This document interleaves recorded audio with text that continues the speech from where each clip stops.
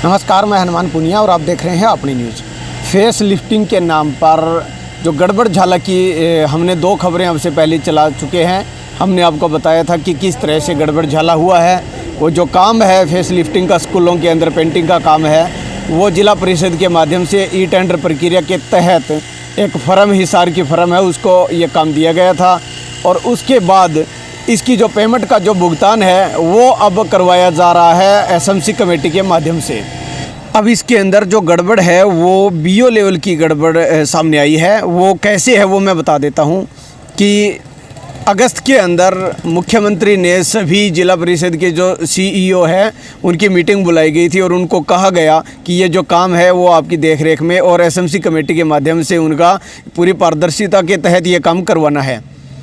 अब उसके बाद जिला परिषद की तरफ से टेंडर प्रक्रिया अक्टूबर के अंदर इम्प्लीमेंट की गई और उस टेंडर प्रक्रिया के अंदर 4 फर्मों ने पार्टिसिपेट किया था और उसके अंदर सबसे जो कम रेट है वो जीडी इंटरनेशनल एक कंपनी है, फर्म है हिसार की, उसको ये टेंडर जो है वो अलॉट किया गया था। हालांकि अलॉटमेंट से पहले जिला परिषद की तरफ से एक बाकायदा लेटर भेजकर एक सभी बीओ की मीटिंग बुलाई गई थी और उसमें ये बताया गया था कि ये जो मीटिंग है उसका एजेंडा यही है कि ये जीडी इंटरनेशनल ये फर्म है और इसके माध्यम से रंग रोगन पेंटिंग की जाएगी, फेस लिफ्टिंग का ये काम करवाया जाएगा, उसकी देखरेख में आपको करवाना है और उसके लिए जो भुगतान है वो बाकायदा एसएमसी कमेटी के माध्यम से किया जाना है। तो ये जो सूचना है उसके लिए बाकायदा 6 नवंबर को एक मीटिंग बुलाई गई थी और उस मीटिंग में सभी बीओ को, डीओ को बुलाकर और ये बताया गया था। लेकिन यहाँ पर कम्युनिकेशन गैप की जो बात है वो ये है कि बीओ, डीओ ने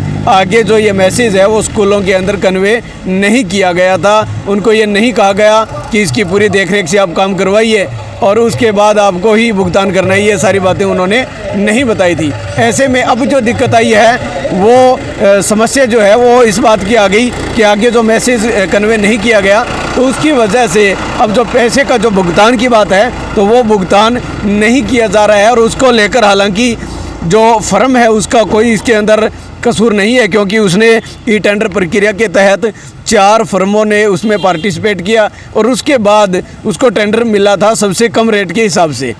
ऐसे में अब जो गड़बड़ है वो यही है कि जो बीओ हैं उन्होंने आगे मैसेज नहीं किया और इस वजह से ये पूरी की पूरी जो कहानी है वो अब जो एक तरफ जो फर्म है वो अपनी तरफ से ये दबाव बना रही है जिला परिषद को कि हमने आपके जो ई टेंडर प्रक्रिया के तहत हमने उसमें पार्टिसिपेट किया और सबसे कम रेट हमारा था, उसके आधार पर आपने वर्क ऑर्डर हमें दिया है और उस वर्क ऑर्डर के आधार पर हमने ये काम किया है तो इसलिए भुगतान करवाया जाए। वहीं दूसरी तरफ जो स्कूलों के जो संचालक हैं और जो एसएमसी कमेटी के जो सदस्य हैं वो कह रहे हैं कि उनको इसके बारे में पहले इंटीमेट नहीं किया गया था और अगर इंटीमेट किया गया होता तो इसके लिए वो अपनी तरफ से भुगतान कर देते। तो अब देखना ये होगा कि जो बीओ की गलती की वजह से ये जो एक कंपनी को भी एक हिसाब से नुकसान हो रहा है और उधर दूसरी तरफ जो स्कूल के अंदर जो सभी एसएमसी कमेटी की जो पदाधिकारी हैं और स्कूल के जो इंचार्ज हैं उनके लिए जो एक दुविधा बनी हुई है वो भी एक काफ़ी ज़्यादा परेशानी वाली है।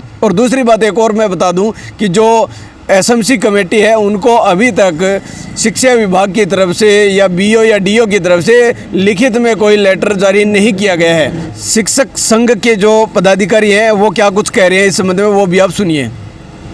यदि ये काम सही तरीके से हुआ है तो बीओ या डीओ, डीडब्ल्यूओ अपने लेवल पे इससे संबंधित लेटर भी जारी कर देते कि भाई इस तरह का ये फेस लिफ्टिंग का कार्य होना है और इसकी ये इंस्ट्रक्शन है, इसके अकॉर्डिंग आप अपना काम करवाएं। मतलब कोई लेटर वगैरह पहले कोई नहीं है, किसी स्कूल के अध्यापक के पास, किसी स्कूल के इंचार्ज के पास नहीं पहुंचा था इस संबंध में? कोई लेटर हमें नहीं मिला, हमें कोई गाइडलाइन नहीं मिली। जब फेस लिफ्टिंग के लिए ठेकेदार के आदमी स्कूलों में आए उन्होंने स्पष्ट ये कहा कि हम ये काम फ्री में करने के लिए आए हैं, आप हमें केवल जगह बता दीजिए। तो हमने केवल वो जगह उन पेंटर को बताई थी कि भाई ये जगह हमारे पास खाली है, आप यहाँ कर सकते हैं। पता चला कि भी ये पेमेंट हमने करनी है हमारे खाते में, एसएमसी के खाते में, जिसमें एसएमसी भी जिम्मेवार है, अकेला इंचार्ज नहीं। एसएमसी के खाते में 70,000 रुपये डाल के और वो कंपनी के लोग आते हैं भी ये बिल आप रिसीव कर लो और हमें पैसा दे दो 50,000 के समथिंग। तो हमने कहा भी मैं ना तो रिसीव करूँगा और ना ही मैं आपके नाम को चेक काटने वाला हूँ। कल ना जांच मेरी होएगी, मेरे पास कोई जवाब नहीं है भी आपने किस आधार पे पेमेंट की, कोई थर्ड पार्टी आपके एसएमसी के खाते में पैसा डाल रही है, आपसे चेक ले रही है, ये लेन देन किस बिना पे हो रहा है।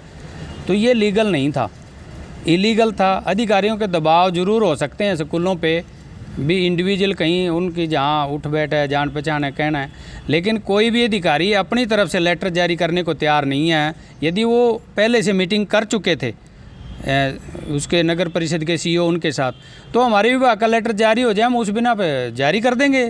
यदि डीओ लेटर जारी करते हैं भी आप ये पेमेंट दे दीजिए, तो हम उसको आधार बना के पेमेंट भी दे देंगे, क्या दिक्कत है। लेकिन वो सिर्फ ज़बानी कह रहे हैं ताकि वो पर्दे के साइड रहें और जांच हो तो फिर ये दो पार्टियां ही फंसें।